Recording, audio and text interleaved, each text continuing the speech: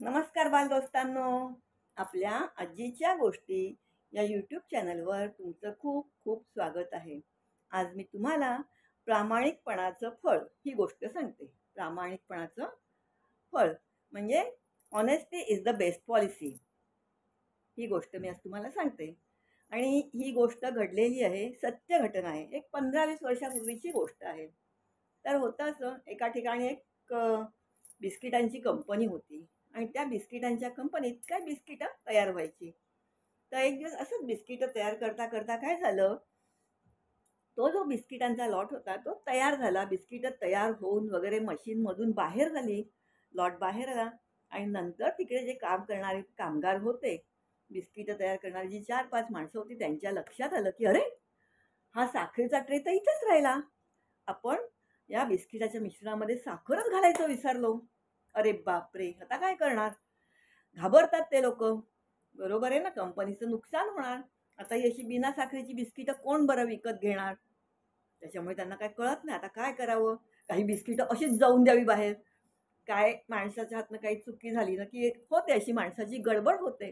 नको, नको ते विचार मनात येतं. असं करावं की तसं करावं? तसं करावं की तसं करावं? चुकी कशी सुधारावी? या गडबडीत कधीतरी माणूस चुकीचाही डिसिजन घेतो. अशी त्यांची गडबड होते. काय करावं, काय नाही? सगळे 4-5 जण एकदम बावरून जातात. काय करायचं, काय करायचं?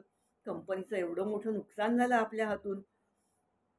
वरिष्ठांना सांगायचं तरी कसं सांगायचं? ते लोकं आता आपल्याला ओरडणार. आता काय बरं करायचं, काय बरं करायचं? नुसते घालमेल होते त्यांच्या जीवाची. विचार करत असता तसाच तो अर्धा तास जातो त्यांचा. त्यांच्यात एक सीनियर असतो, तो त्यांना म्हणतो की नाही हे बघा, आता चुकी तर आपल्या हातून झालेली आहे, बरोबर? आपण जर हा लॉट असाच बाहेर जाऊन दिला आणि जर कुणाच्या लक्षात आलं की ह्या बिस्किटांमध्ये साखरच नाही आणि कोणी कंप्लेंट केली, तर ही गोष्ट पेपरला येईल. आपल्या कंपनीची बदनामी होईल. आणि मग असं झाल्यावर काय होईल, सखोल चौकशी होईल. मग तेव्हा का होईना, उशिराने का होईना, पण आपली नावं पुढे येणार. त्याच्यावर बॅच नंबर वगैरे सगळं असतं. मग ह्या बॅचला कोणत्या कामगारांनी काम केलं वगैरे सगळं येणार. आणि तेव्हा का होईना, उशिरा का होईना, पण आपल्याला शिक्षा होणार. मग तेव्हा कधीतरी शिक्षा होणार, ती जाऊ दे ना, आत्ताच भोगून टाकूया शिक्षा.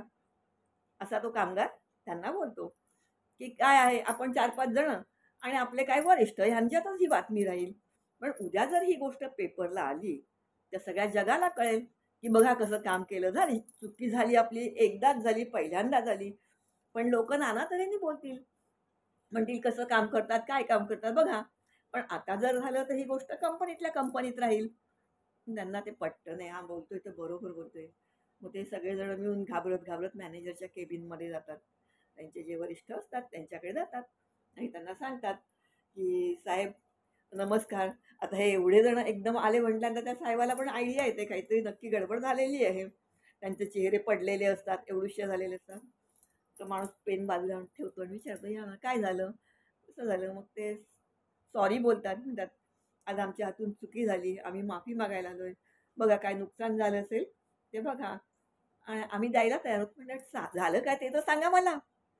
मग ते सांगतात भीत-भीत, की "आम्ही आज बिस्किटांचा लॉट तयार केला. पण ते करता-करता चुकून आमच्या हातून त्याच्यात साखर घालायची राहिली आणि ती बिस्किटं तशीच तयार होऊन आली. तर काय असेल, झालं असेल नुकसान आमच्या हातून, तर आम्ही ते द्यायला तयार आहोत." असं ते प्रामाणिकपणे कबूल करतात. आता एवढं बोलल्यानंतर कोण समोरचा माणूस कसा बरं चिडेल त्याच्यावर? त्या माणसाला थोडा राग आला, पण समोरचा माणूस एवढा पोलाइटली सांगतो, की "माझ्या हातून झाली चुकी." तर मॅनेजर पण शांतपणे घेतो. म्हणतो, "ठीक आहे, ठेवा. तो ट्रे आणून माझ्या केबिनमध्ये ठेवा. बघतो मी काय करायचं ते." मग तो ट्रे आणून त्या मॅनेजरच्या केबिनमध्ये ठेवतात बिस्किटांचा आणि ते लोकं जातात. काय होतंय, काय नाही, काय होतं काय माहीत नाही. आत्ता तर आपल्याला कोणी ओरडलं नाही. एवढी वेळ तर निभावून गेली. आता काय करायचं? असा ते विचार करत असतात. तो मॅनेजर त्या बिस्किटांकडे बघत असतो, विचार करत असतो, काय करायचं? त्यातलं एक बिस्किट खाऊन बघतो, कसं झालंय, काय झालंय? बिस्किट बाकी चांगलं असतं, फक्त त्यात साखर नसते. काय करणार, काय करणार? आता हे नुकसान कसं भरून काढायचं हे त्यालाही कळत नाही. आणि असं बघत असता जे एकदम त्याला क्लिक होतं, "अरेच्चा!" आणि त्याला आयडिया सापडते त्या मॅनेजरला. तो त्यांच्यातल्या एकाला बोलवतो आणि सांगतो, "ए इकडे ये." काय, तो स्टॅम्पिंग करणारा माणूस आहे ना, त्याला इथे बोलव. बाळांनो, प्रत्येक कंपनीत ना जे काही प्रॉडक्ट तयार होतं त्याची लेबल्स बाहेरून तयार होऊन येतात. तुम्ही बघा औषधं आणा, कोल्ड्रिंक आणा किंवा काही खायच्या गोष्टी आणा, तर त्याचं जे वरचं रॅपर असतं, एक लेबल असतं, ते बाहेरून तयार होऊन येतं. कुठची कंपनी आहे, कुठचं प्रॉडक्ट आहे, त्याच्यात काय-काय इन्ग्रेडियंट आहेत, हे सगळं त्याच्यावर लिहिलेलं असतं. आणि ती लेबल त्याची कंपनीत येतात आणि मग त्याच्यावर फक्त काय नसतं, तर डेट ऑफ मॅन्युफॅक्चरिंग म्हणजे तयार केल्याची तारीख ती नसते. त्यानंतर ती बिस्किटं किंवा काय खाद्यपदार्थ, औषध, इंजेक्शन जे काही आहे ते, त्याची डेट ऑफ एक्सपायरी नसते. म्हणजे ते कधी त्याचं एक्सपायर होणार ते लिहिलेलं नसतं. आणि बॅच नंबर. तर ह्या ज्या 3 गोष्टी असतात त्याचा स्टॅम्प नंतर त्यांच्या कंपनीत मारला जातो.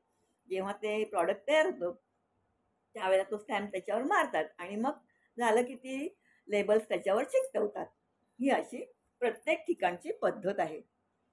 तर तो म्हणतो स्टॅम्पिंग करणाऱ्याला बोलव. तर स्टॅम्पिंग करणाऱ्याला बोलवतो आणि त्याला सांगतो, "तू ही बिस्किटाची हे तयार केलीस का?"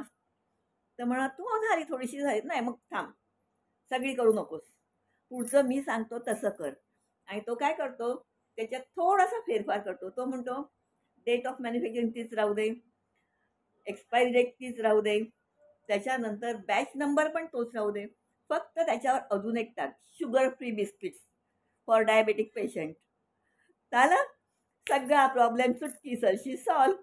आणि मग ती बिस्किटं तसं ते तो स्टॅम्प असलेला तो रॅपर लावून बाहेर काढतात. आणि अरे वाह! ती बिस्किटं लोकांनी एवढी आवडीने खाल्ली. "अहो, ती डायबिटीसवाल्या माणसांसाठी ठेवलेली बिस्किटं ना, ती द्या, ती द्या, ती द्या." असं करून त्या बिस्किटांचा चांगला खपही झाला आणि त्याला डिमांडही वाढलं. आणि मग सगळीकडे आनंदी आनंदच झाला. म्हणजे हे होतं त्यांच्या प्रामाणिकपणाचं फळ. त्या कामगारांनी प्रामाणिकपणे सांगितलं, की आमच्या हातून अशी चुकी झाली, म्हणून त्या मॅनेजरचंही डोकं चाललं. आणखीन एक गोष्ट ह्याच्यात सांगते, काही लोकं बघा बोलतात, की "हो, हा मॅनेजर काय आतमध्ये एसी केबिनमध्ये बसतो आरामात आणि भरपूर पगार घेतो." तर असं नाही. आणि त्यांच्या इंटेलिजन्सचा पैसा असतो तो. नुसतंच इकडची वस्तू इकडे ठेवणं किंवा ठाक-ठोक करणं हे नाही. त्यांना तिथे डोकं वापरावं लागतं. त्याचे ते पैसे घेत असतात. आणि अशी अक्कल हुशारी वापरून तो आपलं नुकसान जे होणार असतं त्याच्या ठिकाणी फायदाच फायदा करून घेतो. मग तो कंपनीचा मालकही खुश होतो. त्या कामगारांना काही बक्षीस म्हणून देतो आणि शिवाय मॅनेजरलाही बक्षीस म्हणून देतो. म्हणजे जिथे त्यांनी बेईमानी केली असती तर त्यांना पैसे भरावे लागले असते, तिथे त्यांना बक्षीस मिळालं, पैसे मिळाले आणि सगळे खुश झाले. तर हे होतं प्रामाणिकपणाचं फळ. म्हणून कायम आपण आपला प्रामाणिकपणा ठेवावा. कधीही लांडी लबाडी करू नये. बाळांनो, गोष्ट आवडली का? गोष्ट आवडली असेल तर लाईक करा, शेअर करा आणि सबस्क्राईब करा. पुढच्या गोष्टीपर्यंत जय श्रीराम.